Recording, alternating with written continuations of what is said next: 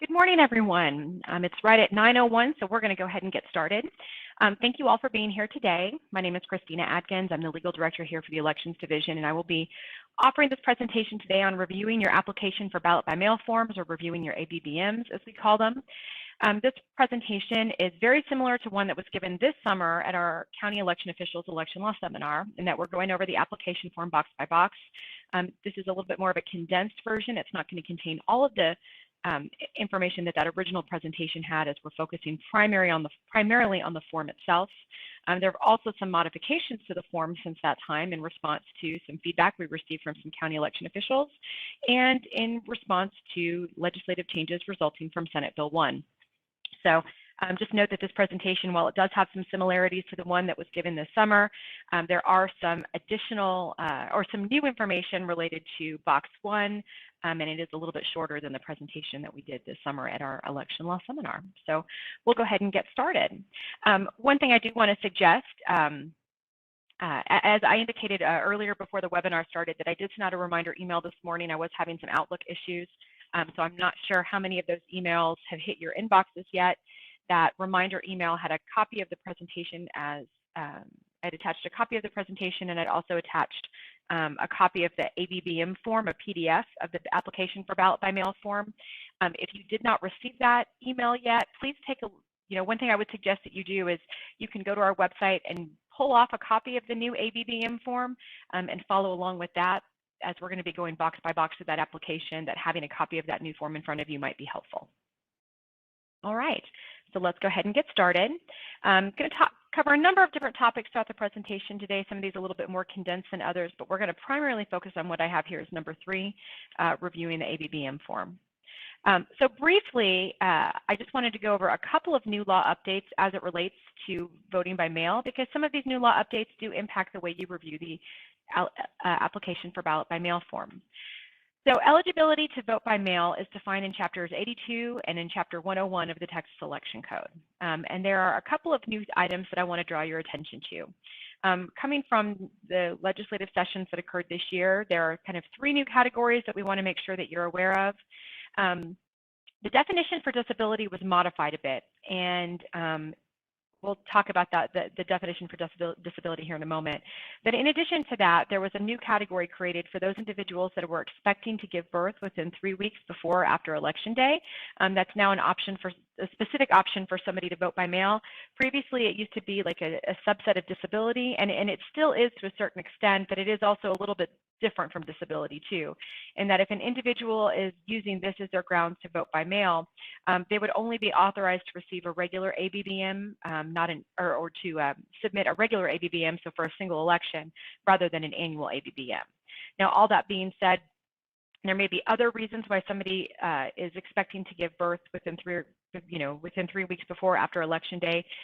They may otherwise qualify under the disability category for different reasons, so it doesn't mean that that's just mutually exclusive. I just wanted to clarify that if a voter uses that as their grounds for voting by mail, that's not considered annual use. In addition to that, there was a new category for mail ballot voters for those individuals that are civilly committed under Chapter 841 of the Health and Safety Code. It's a civil commitment. It's similar to incarceration, but it's not, these individuals aren't in jail. They're being restricted civilly.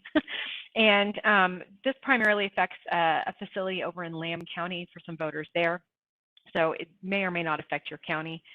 And then finally, the other thing I wanted to draw your attention to is that for the federal postcard application, or the FPCA, the eligibility to use the FPCA has now been expanded to include members of the National Guards or their dependents. So that's an exciting change there, as it gives those voters some additional options when voting by mail.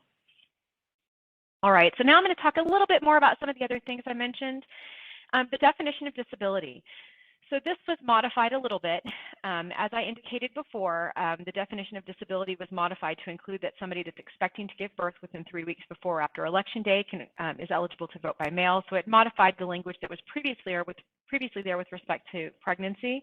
However, just note that these voters in this category, if they're voting by mail for this reason, are not eligible for an annual ABBM. It would just be a single-use ABBM.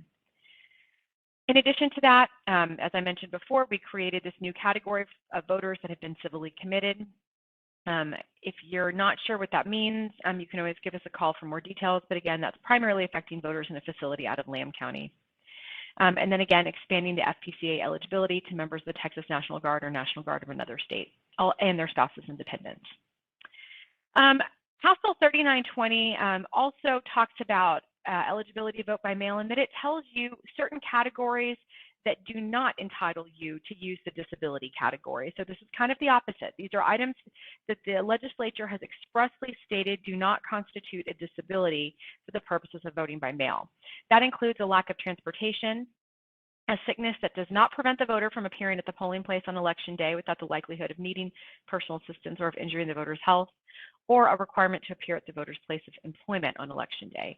So if those are the reasons for marking the disability category, that would not make somebody eligible to vote by mail. All that said, for you as the early voting clerk that's reviewing a ballot by mail application, you do not investigate, whether or not the reasons somebody indicates actually apply to that voter. You just have to take that on its face, and you just do a facial review of that application. There are certain things that you do check and validate on an ABBM form, that somebody's reason for voting by mail, unless they're marking the age category and you can tell that they're not 65 or older by election day.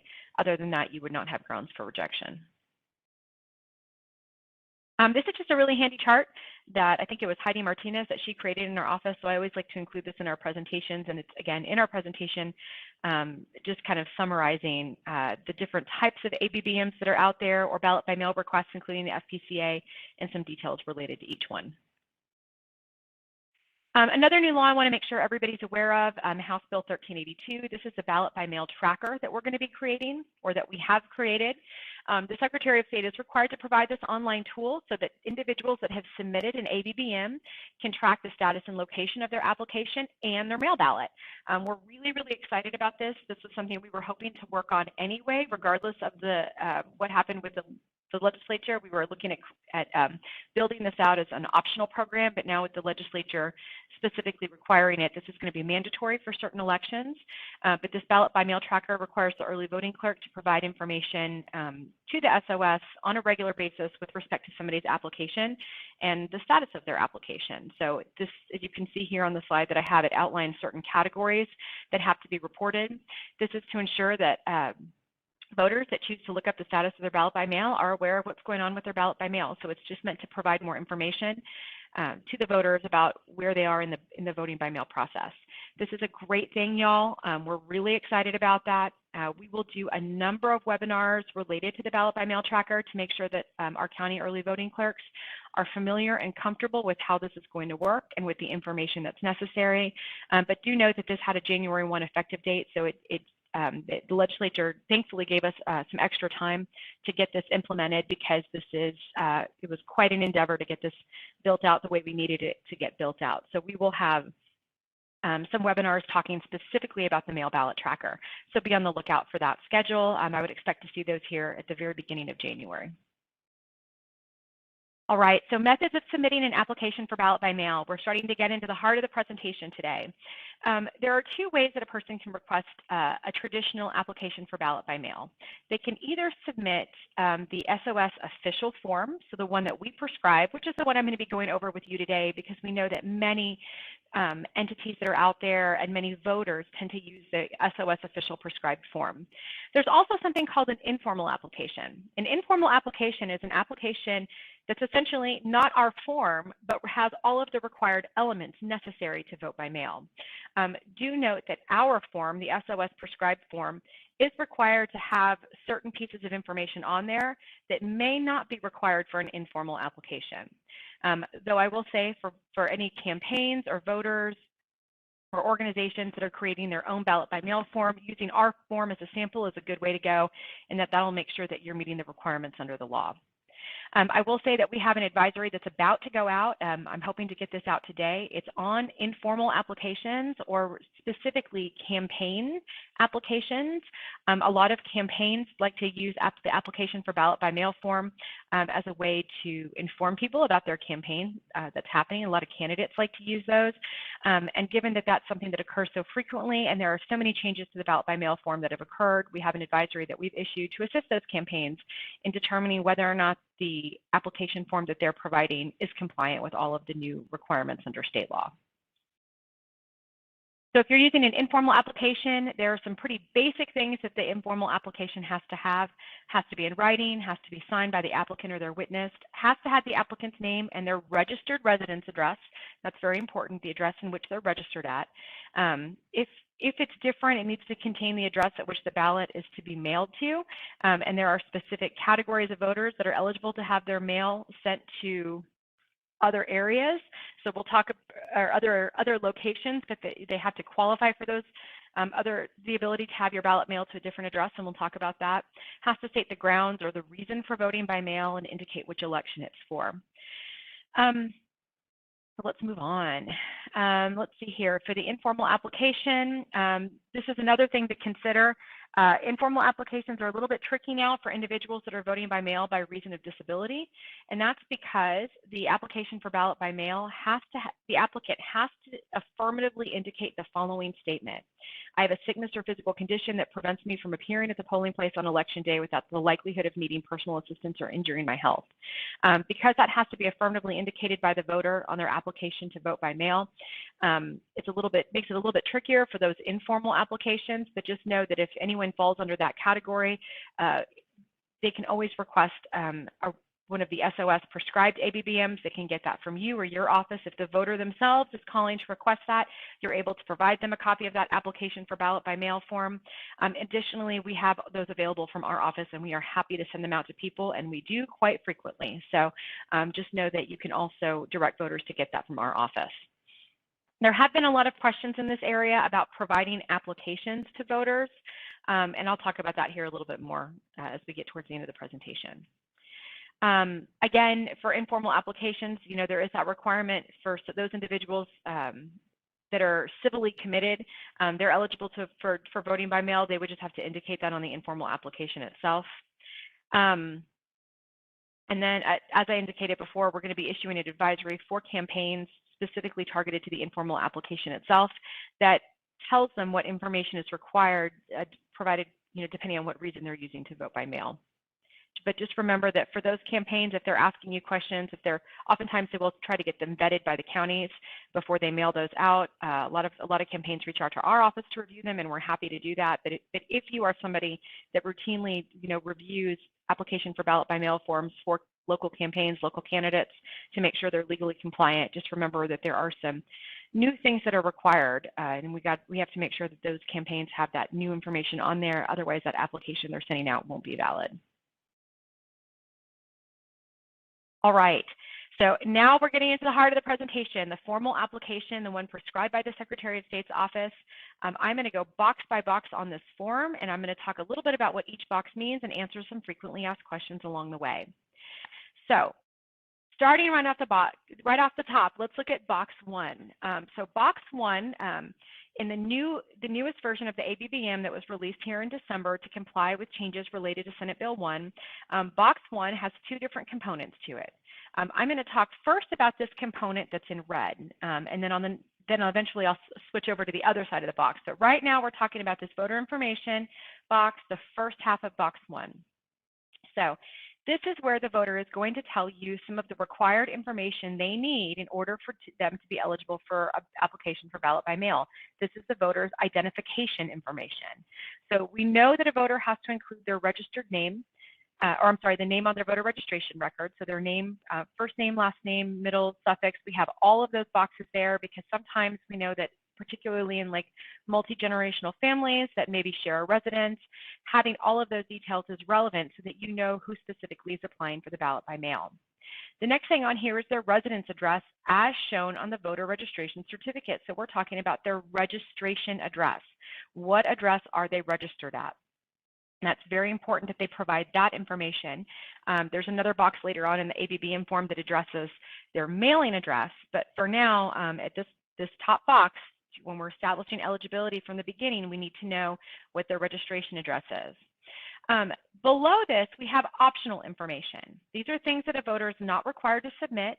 So if they don't mark any of these categories or any of these boxes, if they don't complete the optional information, it is not grounds for rejection. All that being said, this is very helpful information, again, that can help make it easier for you to get the voter, the correct voter identified, and for you to make sure that the voter is getting the right ballot style.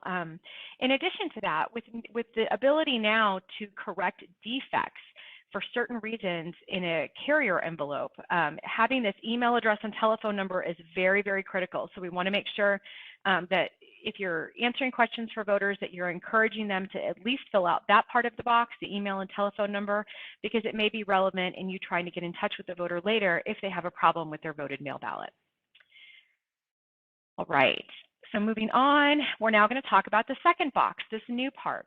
One of the things that Senate Bill 1 provided for was that there's now a process by which a person voting by mail is required to submit certain types of personal identification numbers to you.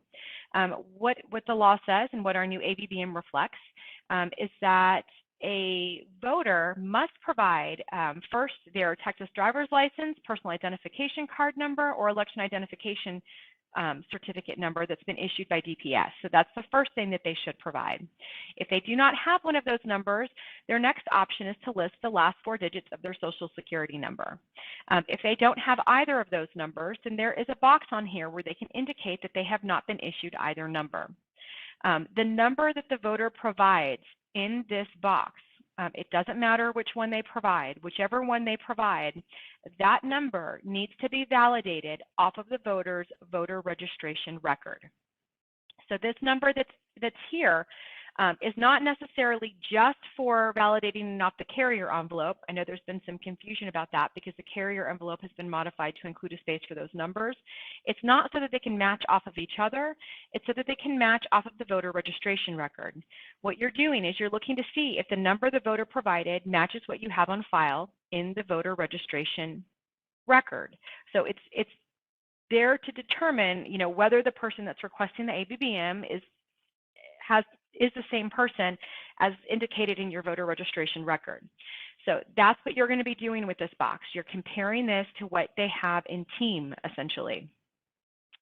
If the number they have provided is incorrect, or if they forget to fill this in and they don't make that indication that they have not been issued a Texas driver's license or personal identification number, this would be grounds for rejection of the ABBM.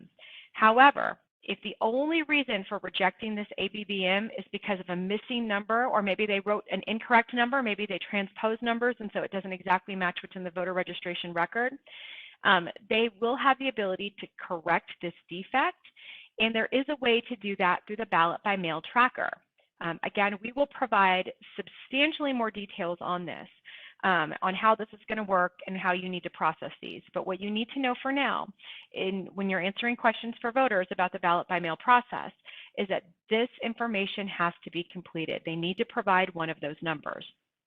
A question that comes up quite frequently is, what if the voter indicates that they don't have a Texas driver's license, personal identification card number, or Texas election identification certificate number, so they give the last 4 digits of their social security number, but then when you go to the voter registration record, you see that they also have a driver's license on file. Would that be grounds for rejection since they didn't provide the driver's license?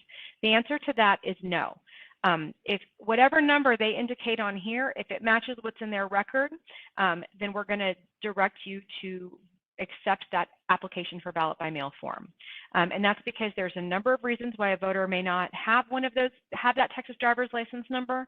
They may have a driver's license that's out of date that they think is not valid, and so they assume that they can't use that number. They may not remember, if it's an older voter, that they had a driver's license or personal identification card number. There's a number of reasons out there where the voter in good faith believes that, the number they're providing with the last 4 digits of their SSN is the number that they would have on file. That's what we're going to go with. So if somebody puts SSN, even if they have in their record, you can see that they have a driver's license number on file. As long as that SSN number matches, you're going to accept this. All right. Moving on, a couple of frequently asked questions. Early voting clerk received a timely ABBM for the upcoming election from a voter who's not currently registered to vote in the county or political subdivision. Can you process the application and send the voter a ballot by mail? The answer to that is no. If somebody is not currently registered, that application has to be rejected. You would send them notice in writing that mail ballot has been rejected. And then you would move on from there. One other thing I always like to remind people of is remember with voter registration that there is an effective date issue. It is possible that somebody submitted an application for registration and then subsequently submitted a mail ballot application. And so at that point, the effective date of registration is going to be very important because, a voter's registration that's effective for election day is effective for early voting as well. So it may be that somebody that recently registered is also eligible to apply for a ballot by mail. That's going to be a little bit more fact specific. It's going to depend on the timing of those issues. But generally speaking, if they're not registered, they can't apply for an application for ballot by mail. What if the residence address the voter provides is different from the residence address at which the voter is registered?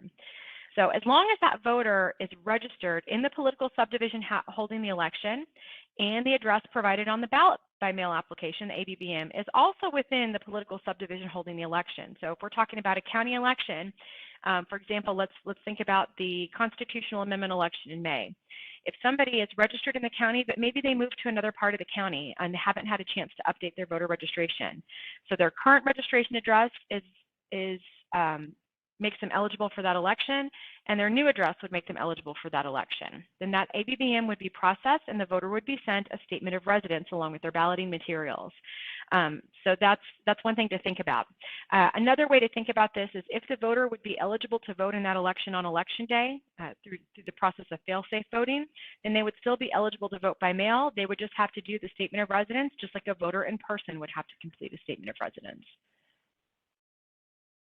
Next frequently asked question, if it appears that the voter is or may have recently gotten married or divorced and is now using a different last name on the ABBM than the name that they are registered to vote with, can you accept this application? We would say here, if the early voting clerk is able to confirm that it's the same person, then just having a different name doesn't make that person ineligible, doesn't mean that that application should be rejected. That's one of the reasons why all those optional categories and those optional boxes on that box 1 are very important.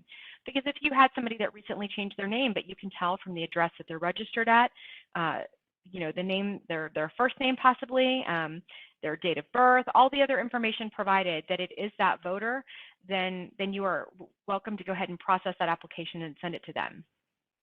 We do want to note, though, that there could be problems on the back end with the review by the early voting ballot board, and so that's something that you would want to think about. You may want to try to get in contact with that voter to notify them that the name that they use on the ABBM doesn't match their voter registration record, and they may want to consider getting that name on their voter registration record updated to prevent problems later. All right, moving on to box 2, mail my ballot too. Again, typically most ballot by mail voters are going, if they're voting for reasons of disability or 65 or older and they're still residing at their home, they're going to have it mailed to their residence address as listed on their voter registration certificate. There are certain categories in which they can use another address or a different address. And so we have the ability for the voter to indicate that here. However, they have to indicate what that other address is. Remember that only certain eligible reasons, there are only certain reasons for which a person is eligible to use a different mailing address. Here on the slide, we detail some of those reasons, and I'm not going to go into all the details, but just know that there has to be a valid reason for having the ballot mailed elsewhere. For our folks that are 65 or older on election day or voting by mail for reasons related to disability, there are some specific situations where they can have that ballot mailed to a hospital, nursing home, long-term care facility, or in some situations, the address of a family member or relative for those that are in jail or incarcerated. And then remember, for our single-use ABBMs, if somebody's voting by mail because they're going to be outside of the county or outside of the territory on election day, then they need to indicate that and provide that other address that has to be outside the territory so that they can have that ballot mailed to them. Next frequently asked question, a voter submitted an ABBM to vote by mail on the ground of disability or age. The mailing address provided is not the mailing address listed on the registration certificate. They did not make a selection in box 2, indicating whether it's that of a hospital, nursing home, or other long-term care facility. Should the application be rejected? And the answer to that is yes. And that's because the mailing address on the application differs from what's on the voter registration certificate, and they did not indicate any of the other valid locations for which a ballot in that circumstance can be mailed to. Next, FAQ. A voter submitted an ABBM to vote by mail on the ground of being confined in jail. However, the voter provided the residence address at which he or she is registered to vote on the residence address portion of the application instead of providing the address for the jail. The voter included a handwritten note on the application reflecting that the voter is under house arrest should the application be rejected. We would say no in that situation. The application should not be rejected. If the voter indicates their reason for requesting a ballot by mail is for being confined in jail, and they include a notation that they are under house arrest, that we would consider that a form of incarceration, and that would be a valid mail ballot application. And so that ballot should be sent to the voter's address as long as they provided that explanation to you. Moving on to box 3. Reasons for voting by mail. So this box is a required box. The voter has to indicate the grounds for eligibility for early voting. If they do not include any indication of what their eligibility for voting by mail is, then that application form must be rejected. So if they leave this area blank, box 3, the application form must be rejected. Next frequently asked question, a political subdivision is conducting an election and the early voting clerk received a single-use ABBM from a voter due to absence from the county of residence. However, the information on the ABBM reflects that the voter will only be out of county during the early voting period and will only be out of the county of residence during the early voting period, or they will only be out of county on election day, one or the other. Is the voter eligible to receive a ballot by mail? The answer to that is no. In order to be eligible to receive a ballot by mail for reasons relating to absence from your county, you have to indicate, they have to indicate that, and they have to indicate that they're going to be out during early voting and on election day. So if they're out for just one or the other, that would not be a valid reason for voting by mail. Next frequently asked question, may a voter under 65 years of age submit an annual ABBM if the voter will turn 65 before the first election for which he or she will vote by mail? The answer to that is yes. So the easiest example I can give you here is you have a voter that submits an ABBM on January 1, and they are 64 on that day. But let's say that they turn 65 on February 1st, and you don't have any elections during the month of January. So that means the first election for which they may be eligible to vote by mail is the primary election. They will be 65 by election day. That would be a valid ABBM, and you could treat that as an annual and accept it for the whole year. Next question, early voting clerk received a single-use ABBM from a voter who's confined in jail. Application was personally delivered to the early voting clerk by a person from the jail authority. Can it be processed and can a ballot be sent to the voter? The answer to that is yes. An application may be processed and a ballot mailed to that voter. On request of the applicant, an application for ballot to be voted by mail on the ground of confinement in jail may be submitted to the early voting clerk, and this language is important, at the discretion of the authority in charge of the jail, by personal delivery by the jail authority, or by a designated subordinate of the authority. That situation comes up a little bit more frequently than you might think, so that's why we make sure to address it in this presentation. Moving on to box 4. This is the part where somebody indicates for what elections they want to receive a mail ballot application. As you can see, there's 2 sides to this form. The first one is where they would indicate if it's an annual application.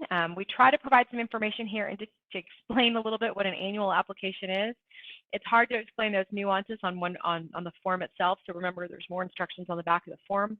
But remember, those individuals that are eligible for an annual application for ballot by mail are those people that are voting by mail due to age or disability. If somebody is requesting an annual application for ballot by mail and it's a year in which a primary election is occurring, they also need to make this indication for the primary election as well to indicate which primary they want to vote in. They have to indicate their party preference there so that you know what ballot to send them.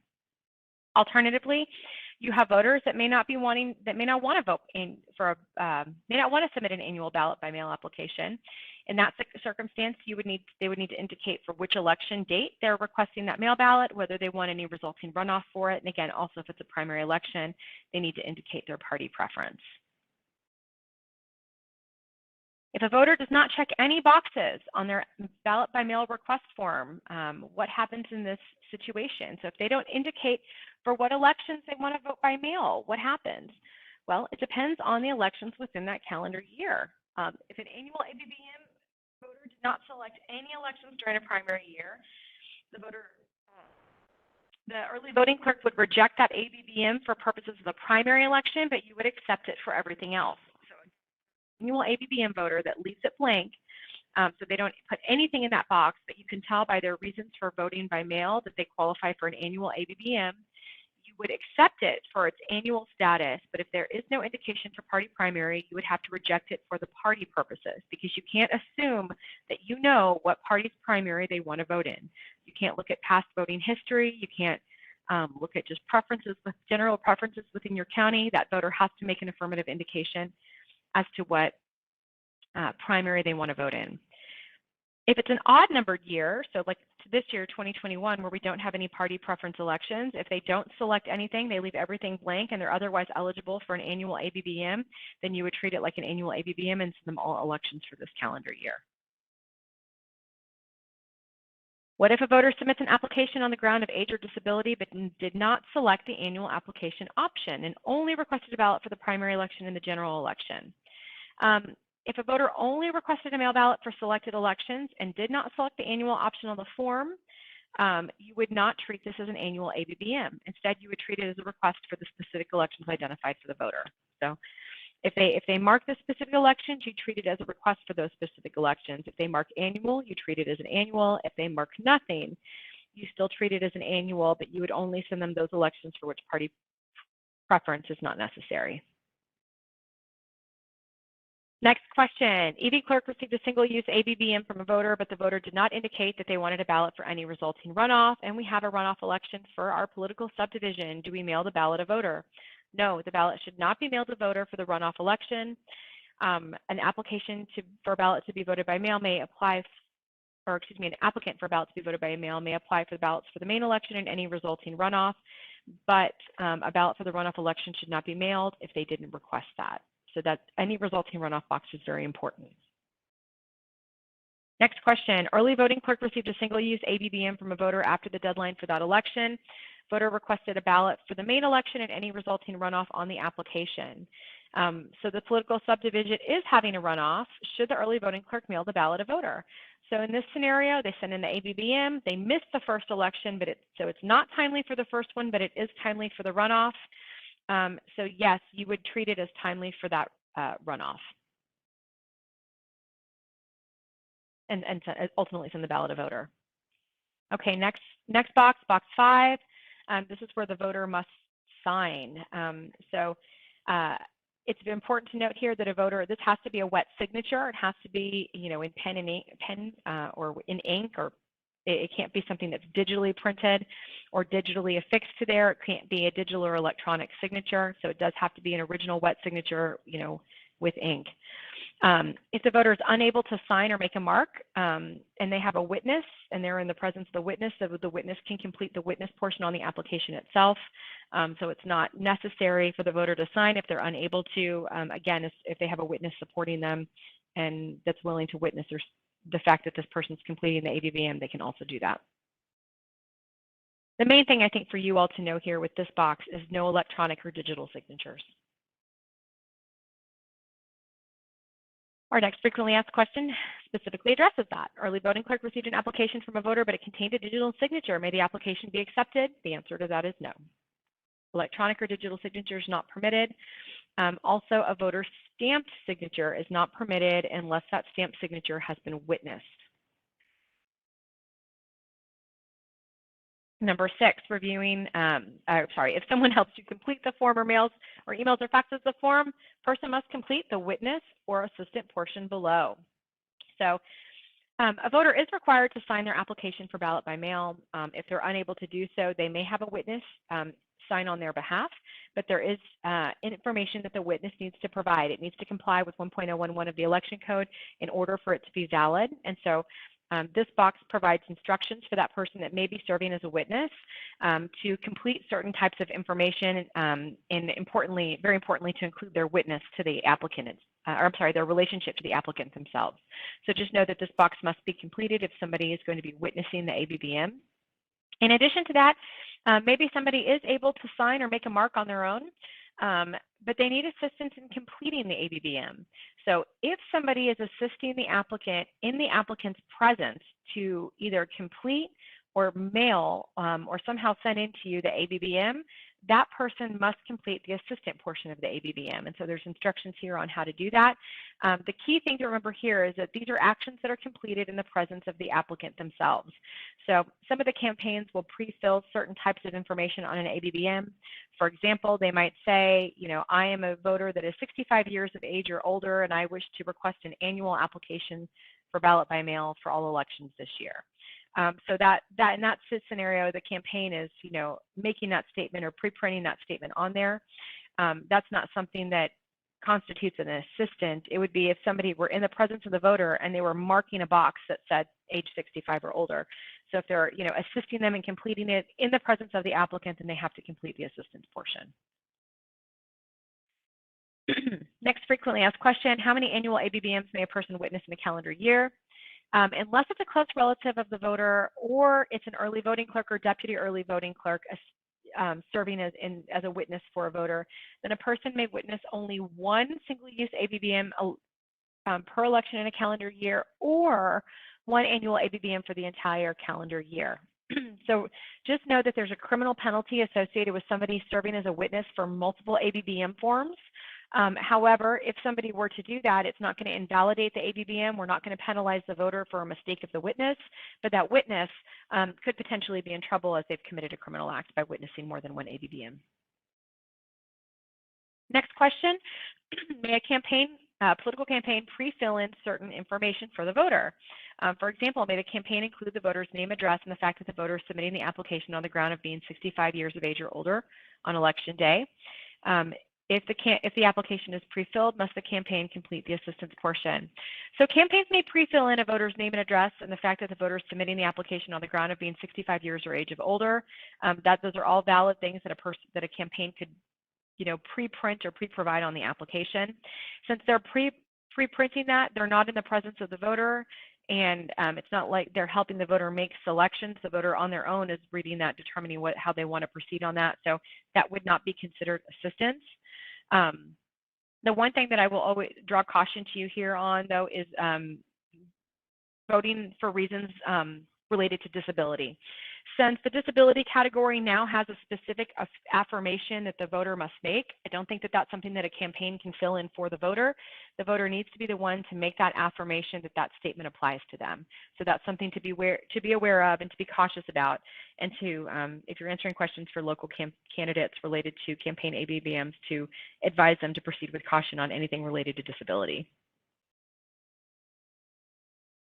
This is a question about individuals that are unable to sign their name or make a mark. So the early voting clerk received an ABBM from a voter that reflected they were not able to sign, name, or make a mark. Witness signed on their own, or the witness signed his own name, but did not provide the witness's required information, their residence address, printed name, or indicate the witness's relationship to the candidate. Can this application be accepted? In this situation, no, the application may not be accepted, and the early voting clerk must mail to the voter a notice of rejected application for ballot by mail. Under 1.011, the application may be signed by a witness if the voter can't sign the application due to certain situations. If the voter cannot affix his or her mark to the ABBM, then the witness has to attest to that fact, and the witness has to provide all of their own information on there in order for it to be valid under 1.011 of the election code. Next frequently asked question, early voting clerk received an application that reflects that the voter received assistance in completing the application. However, the assistant did not provide his or her signature, printed name, and or residence address. Can the application be accepted? Yes, the application must be accepted. Mistakes with respect to the completion of the assistance portion do not cause rejection for that application.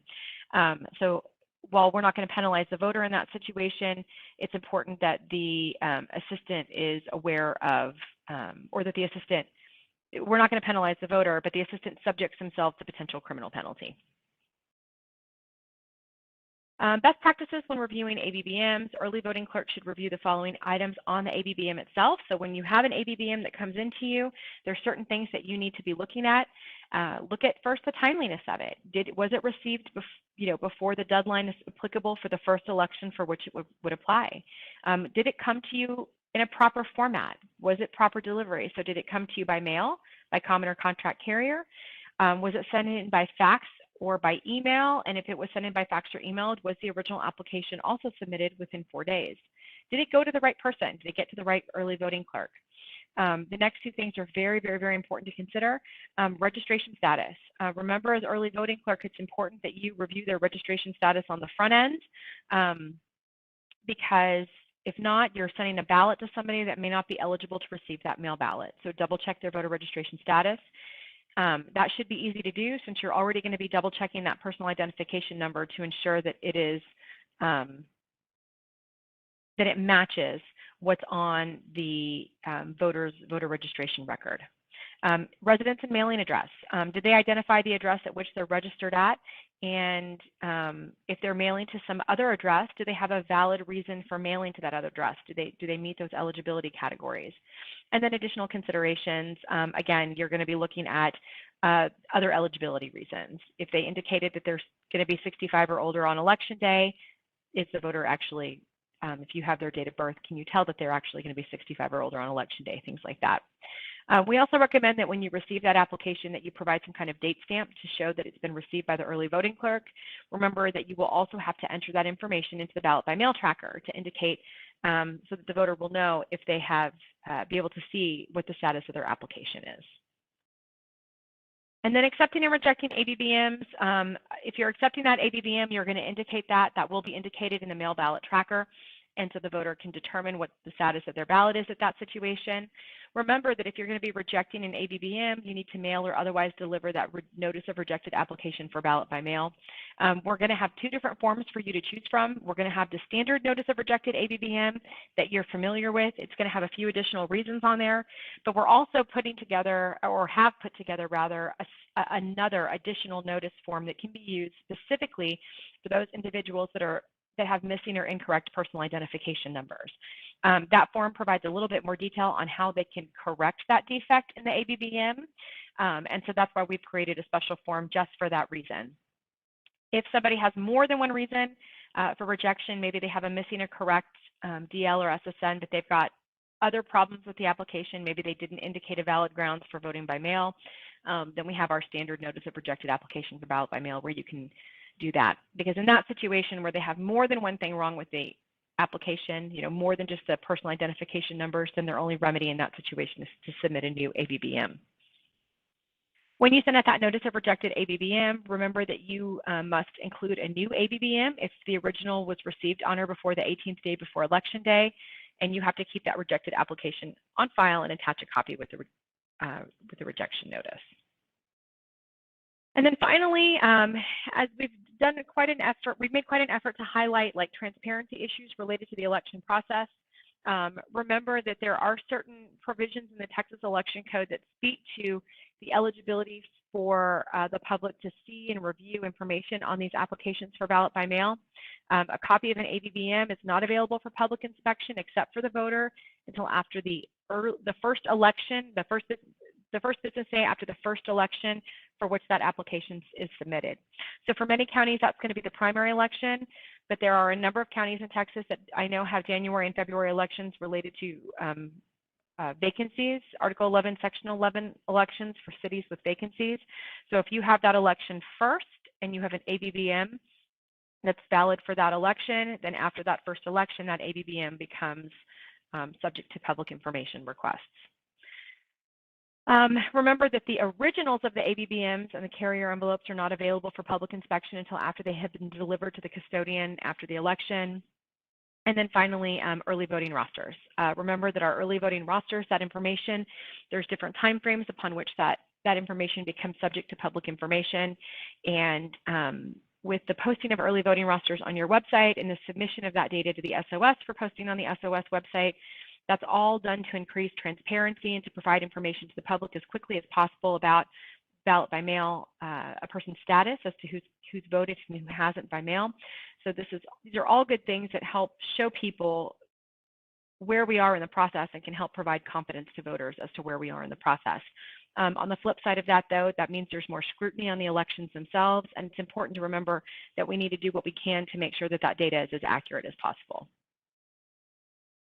All right, so that is all I have for you today. I'm going to go through, it looks like we had some pretty good number of questions that popped up here. Let me review the questions here and see if there's some that I can answer for us all right now. So bear with me just a minute while I look at these questions and see if we can start, I can answer some of these.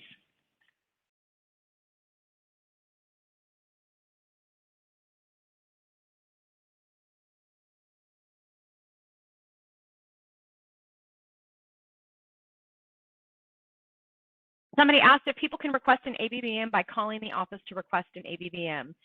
If the voter themselves is calling to request an ABBM, then you can provide a copy, you can provide a blank ABBM to that voter, but it must be by request of that voter. Where the law has changed recently that you need to be aware of is that you can't provide stacks of ABBMs to people out there, because it has to be the voter that's requesting that information from you. If a voter registration record does not have a Texas driver's license, SSN, or anything on the record, what do we do? Some older records do not have the number. Great question. So we have been doing what we can kind of behind the scenes to try to fill in the gaps. We do have authority under Texas law to get information, to obtain information from DPS. And so we have been working to try to look at what records have information missing as far as DL or SSN. And if that information is available through DPS, we're trying to pull that information to put that in our records to minimize the number of voters that don't have anything on file. If a voter doesn't have anything on file, and that's not uncommon for voters that are maybe a little bit older that have never changed their voter registration. Maybe they registered prior to the time that was required for registration, and they've never changed their registration. Then that's something that, depending on some of the facts of that situation, could be a problem for that voter, because they don't have a number to validate off that voter registration record. If they provide something on their ABBM, then there's nothing to validate it off of. We're going to be providing a lot more details on this, because missing or incorrect DL or SSN, that category of voters, those are things that people can now have the ability to correct to ensure that their application gets accepted and to ensure that their mail ballot ultimately gets accepted if that's the only reason for rejection. So there's a lot of nuances to that, to say the least, and we will provide substantially more details on that. We're real close to getting those materials out to you all, and I can promise that we're going to do a lot of different webinars talking about different pieces of that process to make sure that you're comfortable with how to proceed there.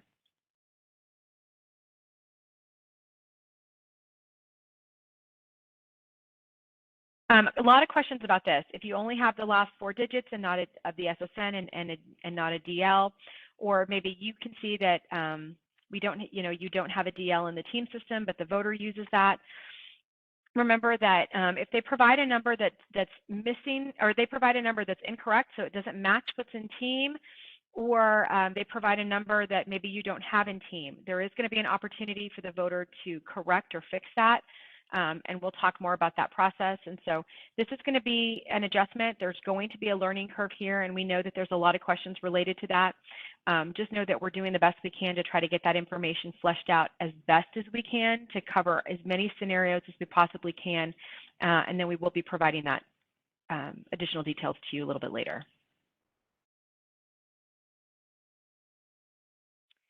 All of the new ballot by mail forms, these new notices of rejection that I've been referring to, they're on the verge of being released. The forms themselves are just about final, and then we're going to do the translations on them so that we can give you the complete forms. So I would expect to see them probably, I'm hoping by the end of next week, maybe even a little bit earlier than that.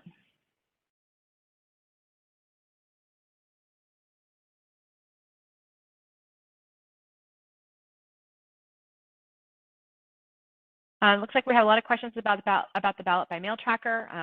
I can promise you that we're going to be doing some demos and providing that information to you, where a voter can log into that mail ballot tracker and they can see the status of their application. If they see that they're missing, there will be a place on there if their mail ballot application had a missing or incorrect DL or SSN, or personal identification number is how I refer to it, there's going to be a place where they can validate what that correct number is, that it's what they have on file, and then you would receive notification of that.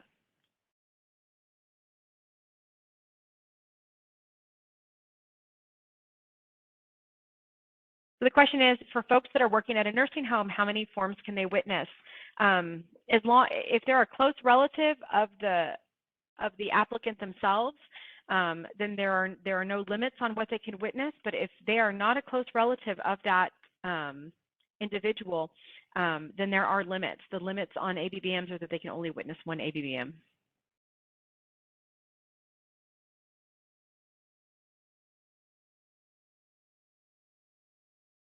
A good question. If they use an old ABBM form, is that a reason to reject?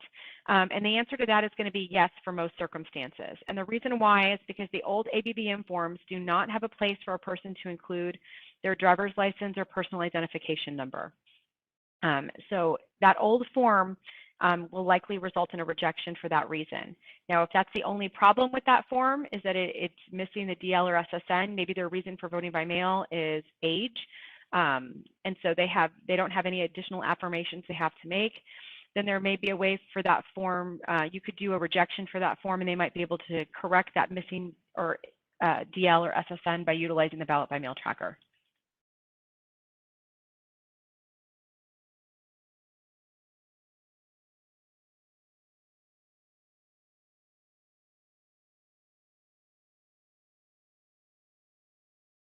I'm going to see here, bear with me. More questions keep popping up. Good questions, y'all. So a question here about when the first day to accept an ABBM is. For elections that are occurring in 2022, the first day for an ABBM, if your first election is not till the primary election, it's going to be, those ABBMs have to come in on or after January 1st. If you have an election that's occurring in January or February, one of those Article 11 Section elections, Article 11 Section 11 elections, like for a vacancy, then you can't start you can't start receiving, reviewing, and making a determination on ABBMs up to 60 days before Election Day.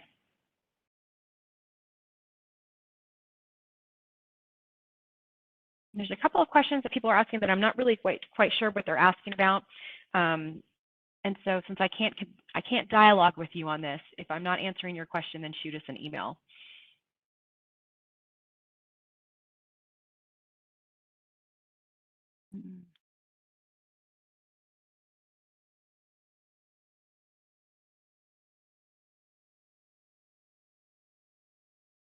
There's a question here. Are we allowed to send a reminder letter to people that voted by mail this year that a new ABBM application has to be submitted each year?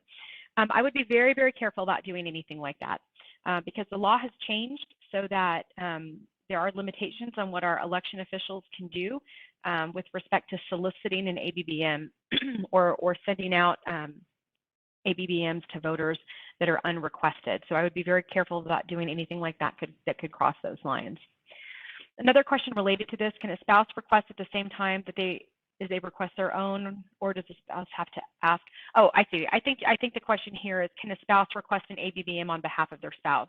The answer to that is no. I think the law is pretty clear that if they're requesting it directly from you, the early voting clerk, for an ABBM, they can only request for themselves, that you cannot provide an application out there for voters that are not requesting it directly.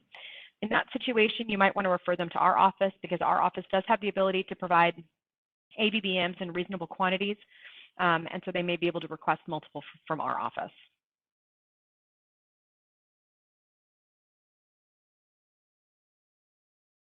Another question on the DL and SSN number.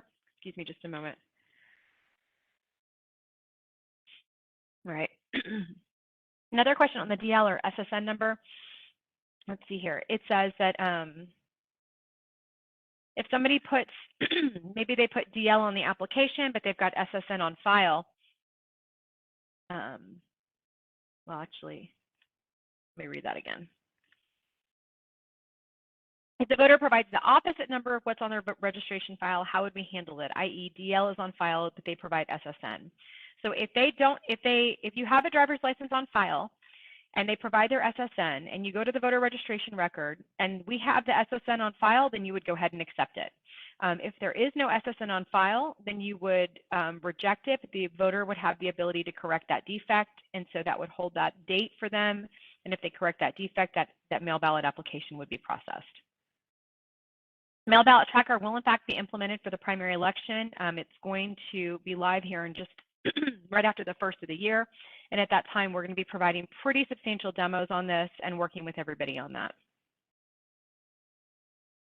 The new rejection letter for the ABBM should be out prior to January 1. As we know, you're starting to get those now. We are working on getting that to you all very soon. Again, just working on the translations on those because it does take a little bit of time to get that translation work done.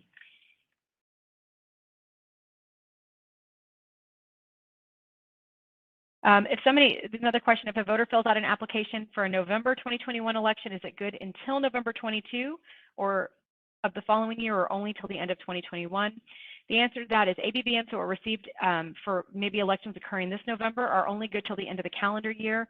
They're not going to be good next year. That voter would have to submit a new ABBM if they want to receive mail ballots in 2022. Excuse me. Another question about candidates asking for multiple applications.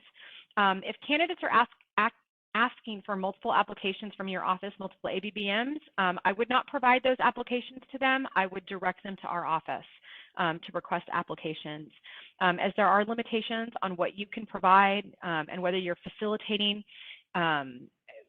the unsolicited distribution of ABBMs. So because our office has authority to provide ABBMs in reasonable quantities to groups that are asking, so if somebody comes to you asking for multiple ABBMs out of protection for yourself, I would just have them come to us to get multiple copies. For you all, I would be very cautious about that because of some of the changes related to SB1. I would make sure that you all are only providing applications to those people that directly ask you for applications.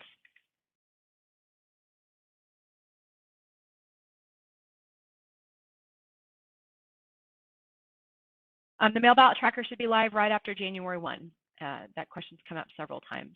Several questions about distributing multiple campaigns or candidates asking for multiple ABBMs.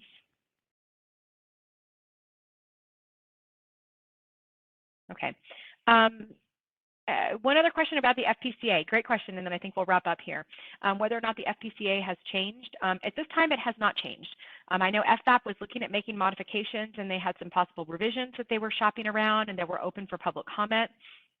I know a number of counties actually provided comments there because some of the information they were asking for, they were looking at changing their form may not have been exactly consistent with state law. So I appreciate the counties that spoke to that and talked to us about that and provided comments. Right now, I have not heard from FBAP that a new form has been released. If it does, we'll be notified immediately, and we'll notify you all immediately. And if that changes anything in how you review FPCAs, we'll let you know. Okay. I think that I've answered all of the big questions. It looks like there's a handful of individual questions that I may not have answered because I can't always tell exactly what the question is. So if I missed your question, that means I probably need a little bit more information or a few more facts from you all. So shoot us an email and we'll do the best that we can to answer those questions. All right. Thank you so much for the presentation today. We did this today to help you get started on the election process and help you get started with those ABBMs that are going to be coming in fast and furiously. Please note that we are going to do a lot of other webinars, and what I'm looking at, and just looking at some of the questions and some of the comments, is that maybe you all would like some very specific webinars on specific topics. We are going to do something on mail ballot cancellation. Maybe we need to do a 15 or 20-minute webinar on the distribution alone of ABBMs, because we do seem to have a lot of nuance on that people are asking questions about. So I hear you and I see this, and I promise we'll get you what you need to help you make sure that you're comfortable moving forward with that. So if there's other specific topics that you want us to address in a webinar format, shoot me an email and let me know. But just looking at your questions and comments here, I'm seeing some trends, and I'm seeing some areas that would help if we provided more specific information, and we will do that. All right. Thank you all again for your participation today. Again, this was just to kind of get you started on the process. Know that there's a lot more coming. We appreciate everything that you all do to support our elections in Texas, and we hope that we can continue to support you all in that endeavor. Thank you all.